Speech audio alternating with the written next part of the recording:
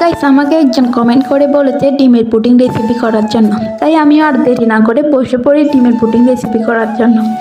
Hello everyone, আসসালামু আলাইকুম। সবাই কেমন আছেন? আশা করি সবাই ভালো আছেন। তো আজকে আমি বানাবো ডিমের পুডিং। প্রথমে নিয়ে নিলাম 2টা ডিম, সেগুলো ভালো করে ফাটিয়ে নিলাম, ভালোভাবে মিক্স করে নিলাম।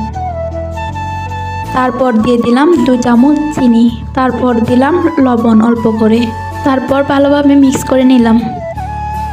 তারপর দিয়ে দিলাম 1 কাপ দুধ, আবারও ভালোভাবে মিক্স করে নিলাম। তারপর দিয়ে দিলাম 1 চামচ গুঁড়া দুধ, আবারও ভালো করে মিক্স করে নিলাম।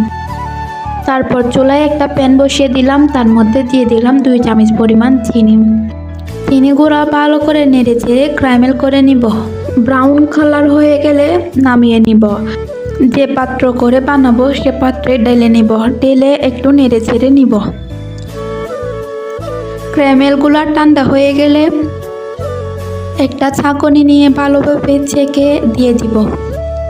একটা ডেকচিতে আগে থেকে সিদ্ধ করে রাখা পানির ভিতরে ডিমের পুডিংটা দিয়ে দিব, দিয়ে ভালো করে গুঁড়ে দিব। তার উপর একটা দিয়ে দিব ইট, যাতে ভাপটা বাইরে আসতে না পারে।